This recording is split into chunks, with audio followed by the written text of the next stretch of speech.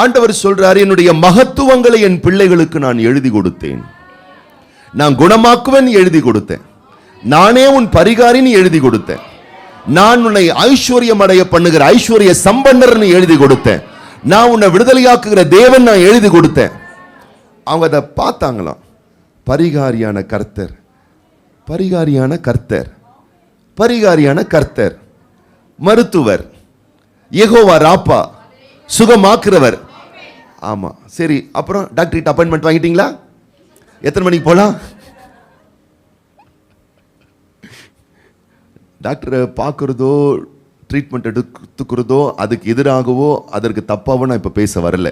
அது நீங்கள் முதல்ல புரிஞ்சுக்கணும். அல்லேலூயா. நான் பேசுறது என்னன்னா, உள்ள ஸ்ட்ராங்காக நம்முடைய பிலீஃப் சிஸ்டம் எப்படி இருக்கு. அல்லேலூயா.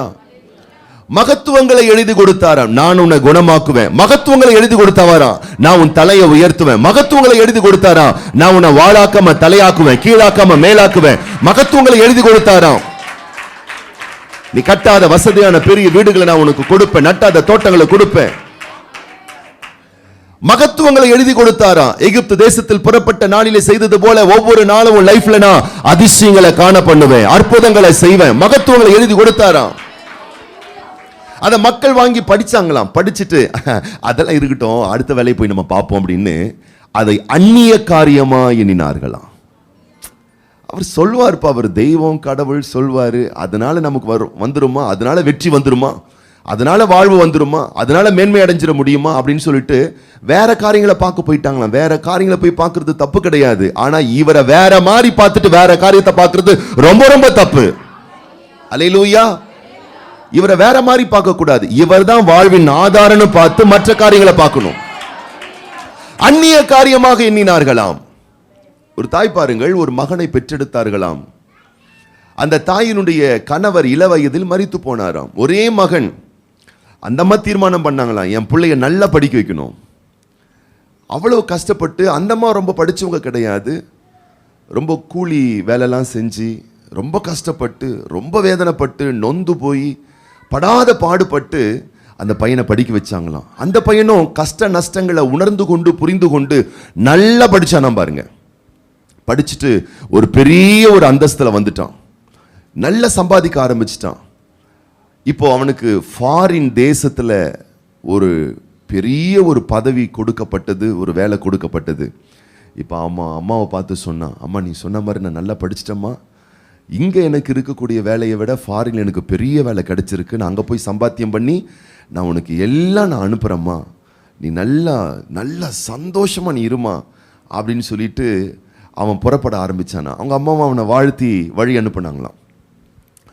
அவங்க அம்மா காத்துக்கிட்டு இருக்காங்க, என் பையன் பணம் அனுப்பவும் சொல்லியிருக்கான், எங்கள் வாழ்க்கையே மாறப்போகுது, நாங்கள் நல்லா இருவோம், நாங்கள் சிறப்பாக இருவோம், நாங்கள் மேன்மை அடைஞ்சிருவோம், நாங்கள் எல்லா மேன்மையோடு நாங்கள் வாழ்ந்துருக்க போகிறோம் அப்படின்னு ரொம்ப சந்தோஷமாக பையன் அனுப்புவான்னு காத்துட்டு இருந்தாங்களாம். 1 மாதம் 2 மாதம் பொறுத்து ஒரு லெட்டர் ஒன்று வந்துச்சான். அந்த தாய் ரொம்ப படிக்காத ஒரு தாய். அந்த தாய் என்ன பண்ணாங்களாம், லெட்டர் பார்த்தாங்களாம். அவங்களுக்கு ஒன்றுமே புரியல, ஏன்னா எழுத படிக்க தெரியாது. உடனே என்ன பண்ணாங்கன்னா, பக்கத்து வீட்டுக்காரங்க கிட்ட போயிட்டு லெட்டரை காட்டி, என் பிள்ளை எழுதியிருக்கான், லெட்டர் எழுதியிருக்கான், என்ன கொஞ்சம் படித்து சொல்லுங்கள். அவங்களும் படித்தாங்களாம். படித்து இது மாதிரி நீ நல்லா இருக்கியாமான்னு கேட்டிருக்கான், உன் பையன் சௌக்கியமாக இருக்கியான்னு கேட்டிருக்கான். இப்படி தான் காசு உனக்கு நான் அனுப்பியிருக்கமான்னு எழுதியிருக்கான். காசு அனுப்பியிருக்கேன்னு எழுதியிருக்கானா? இந்த அம்மாவுக்கு தெரிஞ்ச காசெல்லாம் ரூபா நோட்டு தான். இந்த அம்மாவுக்கு தெரிஞ்ச காசெல்லாம் கவரில் லெட்ரு தானே இருக்குது, கவரில் காசு பணம் ஒன்றுமே இல்லையே. 2 மாதத்துக்கு ஒரு முறை 3 மாதத்துக்கு ஒரு முறை லெட்ரு வந்துக்கிட்டே தான் இருக்கான். எல்லா லெட்டர்லையும் பிள்ளை விசாரிக்கிறாரு, காசு அனுப்பியிருக்கான், பணம் அனுப்பியிருக்கேன்னா அனுப்புகிறான் போல இருக்கு. இந்த அம்மாவும் கேட்டு கேட்டு தெரிஞ்சுக்குது. ஆனால் கவரில் ஒரு காசும் காணும், பணமும் காணும். இந்த அம்மா நொந்து போய் கையில் காசு இல்லாமல், பிள்ளைய காண்டாக்ட் பண்ணுறதுக்கும் வழி தெரியாமல், பட்னி பசிலிருந்து 1 வருஷம் 2 வருஷம் 3 வருஷம் ஆகி வியாதி படுக்கையில் படுத்து இருந்த வீட்டையும் பராமரிக்க முடியாமல் அந்த வீடும் இடிஞ்சு விழுந்து போய் அந்த வீடு முக்கில் போயிட்டு ஒரு ஓரமாக படுத்து நோய் கொண்டு பலவீனப்பட்டு கிடக்குது. 3 வருஷம் பொறுத்து பையன் ஃபாரின்ல இருந்து வரான், பெரிய வசதியோடு வரான். அம்மா வீடெலாம் கட்டி வச்சுருப்பாங்க, நல்லா அப்படியே பட்டெல்லாம் உடுத்தி அப்படியே ஜிங்குன்னு இருப்பாங்க, நல்ல சந்தோஷமா எங்க அம்மா இருப்பாங்க அப்படின்னு நினைச்சிட்டு வந்தா பாழடைஞ்ச வீடு இடிஞ்சு போய் கிடக்குது. பாட்டி மாதிரி ஒன்று ஓரமா படுத்துக்கிட்டு இருக்கு. யாருன்னு புள்ள போய் பார்த்தா அம்மா தான் படுத்துக்கிட்டு இருக்கு. பிள்ளைய பார்த்த உடனே அழுவுது, அம்மா கட்டி பிடிச்சி அழுவுது. புள்ள சொல்றாரு, அம்மா ஏமா இந்த நிலையில இருக்கிற, என்னாச்சு உனக்கு?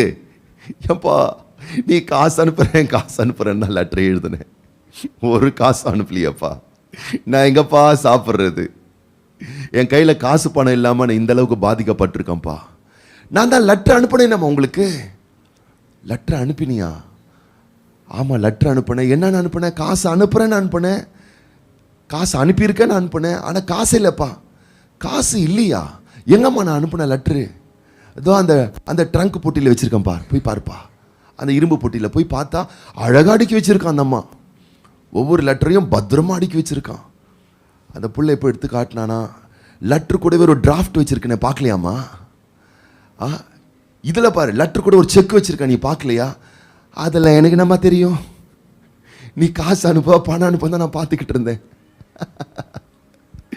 பக்கத்துல பார்த்து சொல்லு, பரலோக தேவன் டிராஃப்ட் கூட தான் சேர்த்து அனுப்பியிருக்காரு. படைத்த தேவன் செக்க சேர்த்து தான் அமைச்சிருக்கிறாரு. என் மகத்துவங்களை நான் எழுதி கொடுத்தேன், அவர்களோ அதை அந்நிய காரியமா எண்ணினார்கள். தேவத்துடைய வார்த்தைக்குள்ளாகவே சுகமும் பலனும் ஜீவனும் நிம்மதியும் ஐஸ்வர்யமும் சமாதானமும் ஆரோக்கியமும் எல்லாவற்றையும் மொத்தமா குவிச்சு வச்சுதான் வார்த்தையை கொடுத்திருக்கிறாரு. வார்த்தை அப்படிதான் கொடுத்திருக்காரு பாருங்களேன். நம்ம என்ன பண்றோம்னா இதை விட்டு புட்டு எல்லா வேலையும் பார்த்துக்கிட்டு இருக்கோம். இதை விட்டுட்டு பார்க்கறதுனால ஒன்றும் கிடைக்காது. அந்த மாதிரி லெட்டரா சேர்த்து வச்சிருக்கு. இன்னைக்கும் நிறைய பேர் கலர் கலரா பைபிள் வாங்கி வச்சிருக்கோம், கலர் கலரா கோடு போட்டு வச்சிருக்கோம். நல்ல விஷயம் தான், தப்பு இல்லை. ஆனா இதை ஆழமா பிலீவ் பண்ணணும் பாருங்க. ஆழமா பர்சனலா நமக்கு ஒரு நல்ல ஒரு தெய்வீக தொடர்பு ஏற்படணும் பாருங்களேன். அப்ப என்ன நடக்கும்னு கேட்டீங்கன்னா, வசனத்தில் இருக்கிற சுகம், பலன், ஜீவன், வல்லமை நம் உடலிலே, நம்முடைய உயிரிலே, நம்முடைய வீட்டிலே, நம்முடைய வாழ்க்கையிலே அது தக்க வைக்கப்படும். எத்தனை பேர் ஆமென் சொல்றோம்? அல்லேலூயா, அல்லேலூயா. தேவனுடைய வல்லமை அப்படிப்பட்டது பாருங்களேன். நமக்கு ஒண்ணு வேணும்னு சொன்னா ஒரு முதல்ல வார்த்தை தான் அனுப்புறாரு. அந்த வார்த்தையை பிடிச்சு, அந்த வசனத்தை பிடிச்சு நம்ம என்ன பண்றோம்னா அதை விட்டுட்டு வர எல்லாத்தையும் போய் பிடிச்சுக்கிறோம். அதனால சில விதத்துல நம்முடைய தாகங்கள் தணிக்கப்படுதுதான், நம்முடைய உள்ளங்கள் குளிர்விக்கப்படுதுதான். ஆனா அதனுடைய முடிவுகள் எல்லாம் சலிப்பாய் மாறி போகிறது. கைகளை உயர்த்தி வாய்களை திறந்து, ஆண்டவரே உம்முடைய மகத்துவமான வசனங்களுக்குள்ள என் நல்வாழ்வுக்கான வெற்றி வாழ்வுக்கான ஆதாரங்கள் இருக்கிறத நான் நம்புறேன் ஆண்டவரே. என் சுகவாழ்வு துளிர்ப்பதை நான் பிலீவ் பண்ற ஆண்டவரே. அல்லேலூயா. இன்றைக்கு என்னுடைய கண்களை திறந்து விடும். இந்த மனுஷிக கண்கள் சொல்றத நம்புறத மறுத்துட்டு, அல்லேலூயா, ஆவிக்குரிய கண்களால் வேத வசன ஆழங்களை தியானித்து ஆராய்ந்து இந்த வார்த்தையின் ஆழங்களுக்குள் இருக்கக்கூடிய ஆசீர்வாதங்களை என் வாழ்வில் பெற்று அனுபவிக்கிற ஒரு ஆவிக்குரிய மனக்கண்ணை எனக்கு திறந்து விடுங்க ஆண்டவரே. அல்லேலூயா. ஆவிக்குரிய மனக்கண்ணை திறந்து விடுங்க ஆண்டவரே. அல்லேலூயா, அல்லேலூயா, அல்லேலூயா, அல்லேலூயா, அல்லேலூயா, அல்லேலூயா. வாய்களை திறந்து சத்தத்தை உயர்த்தி அல்லேலூயா. ஓ உமக்கு நன்றி, உமக்கு நன்றி, உமக்கு நன்றி, உமக்கு நன்றி, உமக்கு நன்றி. ஓ உமக்கு நன்றி தேவனே. அல்லேலூயா, அல்லேலூயா, அல்லேலூயா, அல்லேலூயா. ஓ உமக்கு நன்றி தேவனே, உமக்கு நன்றி தேவனே. எந்த விதத்திலும் எல்லா சூழ்நிலைகளிலேயும் நான் கர்த்தரை எனக்கு முன்பதாக வைத்திருக்கிறேன், துதியை எனக்கு முன்பதாக வைத்திருக்கிறேன். இது ஆலயத்துக்கு வரும்போது மாத்திரம் துதி அல்ல, ஆலயத்துக்கு வரும்போது மாத்திரம் ஜெபம் அல்ல. இது மாறணும் பாருங்க. நம்ம லைஃப்ல எப்படி மாறணும்? அனுதினமும், அனுதின அன்றாட அப்பமாய், அனுதின பழக்கமாய், அனுதின வழக்கமாய் அந்நிய பாஷை பேசுவது என்பது, ஸ்தோத்திரம் பண்றது என்பது, பாடல் பாடுவது என்பது, ஆவிக்குரிய வசனங்களை வாசிக்கிறது என்பது ஒவ்வொரு மணி நேரத்துக்கு ஒரு முறை நடக்க வேண்டிய ஒரு புனிதமான ஒரு செயல்.